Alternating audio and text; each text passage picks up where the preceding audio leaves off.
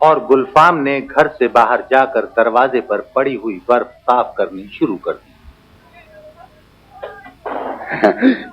ये लड़की तो बहुत ही नेक तबीयत की है। हाँ भाई, अपने हिस्से का खाना भी हमको खिला दिया। हाँ, और अब बाहर जाकर बर्फ भी साफ कर रही है।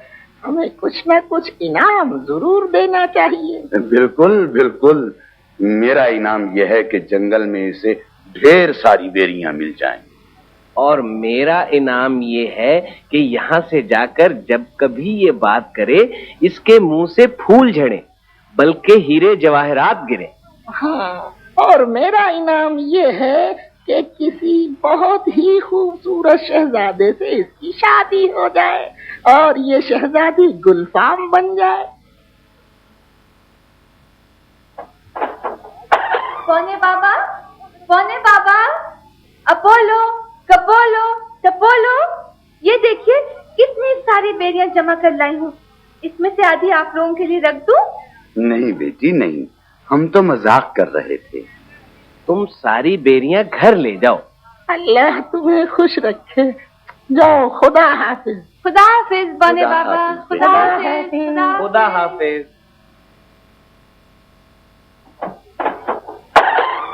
आ गई नवाबजादी, कहाँ रह गई थी इतनी देर? मेरी बेरियां भी लाई है या खाली हाथी चली आ रही है? गुलफाम ने अंदर जाकर टोकरी पर से कपड़ा हटाया और खुश होकर कहा, ये देखिए कितनी सारी बेरियां लाई है आपके लिए। तेरे मुंह से हीरे जवाहरात कैसे गिर रहे हैं? मुझे नहीं मालूम माँ जी।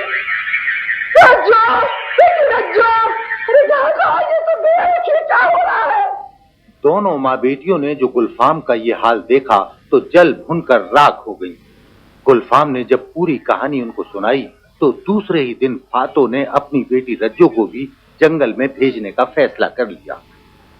ले बेटी रज्जो, गरम गरम 4 पराठे, आलू की भुजिया, अंडे का आमलेट, मक्खन और ये जेल, सब दोनों के साथ मिलकर खाना। खूब अच्छी तरह उनकी खिदमत करना, जो कहें वही करना, उनको अच्छी तरह खुश कर देना, समझे? समझ गई अम्मी।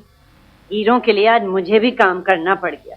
बेटी सच्ची बात है, शक्ल तो तेरी गुलफाम जैसी है नहीं, हीरे जवाहरात ही देखकर तुझको रिश्ता मिलेगा। अच्छा अम्मी, अब मैं जाऊं? हाँ बेटी जा, ले कंबल अच्छी तरह से लपेट ले, कहीं सर्दी न लग जाए। अच्छा अम्मी, खुदा हाफिज।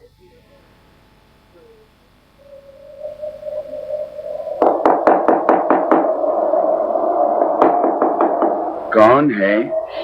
मेरा नाम रज्जो है, दरवाजा खोलिए, जल्दी कीजिए ना। कौन हो बेटी? इतनी सर्दी में क्या कर रही हो? आओ अंदर आ जाओ। मैं तो कभी इस मौसम में घर से ना निकलती अगर हीरों की बात ना होती। जरा हटिए, मुझे आग के पास बैठने दीजिए, दरवाजा बंद कर दीजिए। भाई अपोलो, ये कैसी लड़की है, ना शुक्रिया ना कुछ, बस सीधे अंदर घुस आई।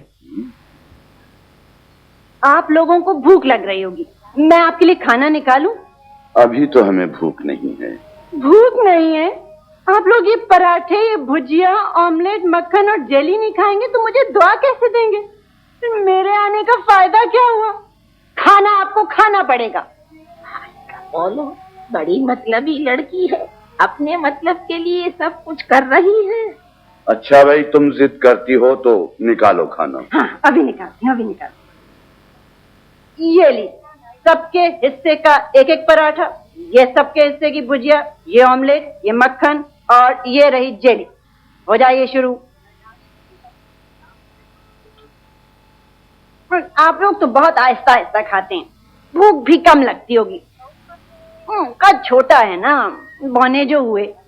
भाई टपोलो, ये लड़की तो बदतमीज भी है।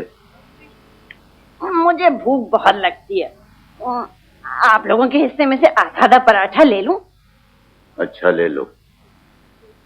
भाई अब रूखा पराठा कैसे खाऊं? ये बाकी चीजें भी दे दीजिए, मुझे तो बहुत भूख लग रही है।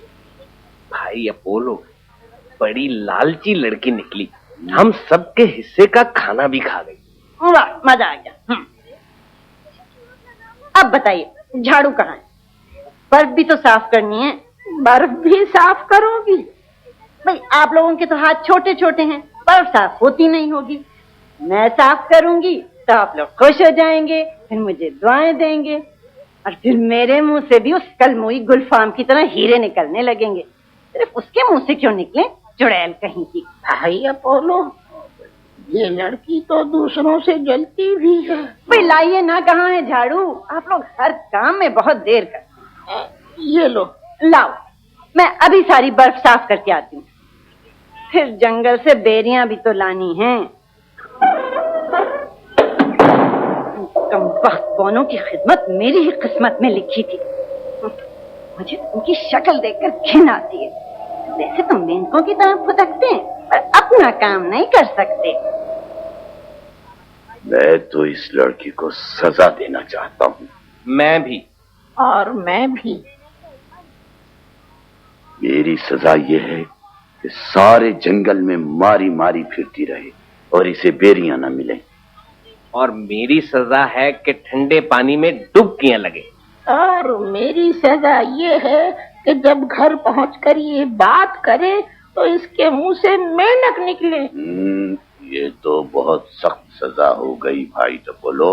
चलिए, आपकी खातिर इतनी रियायत कर देता हूँ कि जब इसे अपनी गलती का एहसास हो जाए, अपनी खुदगर्जी खत्म कर दे, दूसरों से जलना छोड़ दे, तो मुंह से मेंढक निकलना बंद हो जाएंगे। ये ठीक है। हाँ, ये ठीक है। सुबह की गई हुई थी, शाम होने को आई। पता नहीं कहाँ रह गई मेरी बच्ची रज्जो। आ गई शायद, आ गई मेरी बेटी। बौने मिले थे? बौने तो मिले थे, लेकिन बेरियां नहीं मिली। ये क्या तेरे मुंह से मेंढक? मेंढक? मैं तबाह हो गई, बर्बाद हो गई।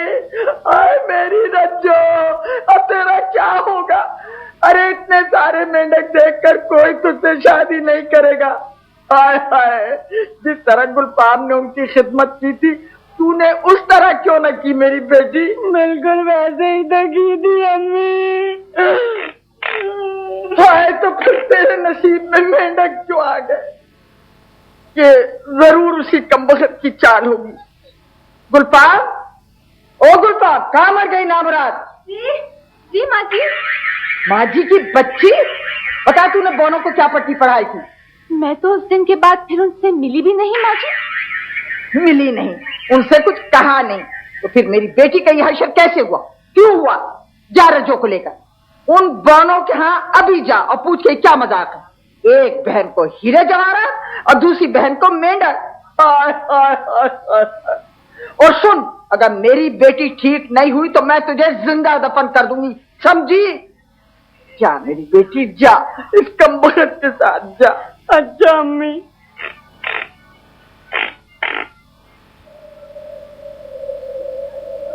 तेज हवाएं चलने लगीं तो ये समझकर कि कहीं तूफान न आ जाए, दोनों ने तेज तेज चलना शुरू कर दिया।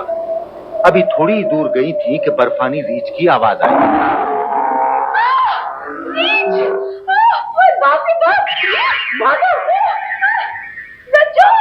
रज्जो, दोनों का घर तो इधर है, तुम उधर कहाँ भागी जा रही हो? जानू में जाए तुम्हारे बौने, पहले जान तो बचा लो।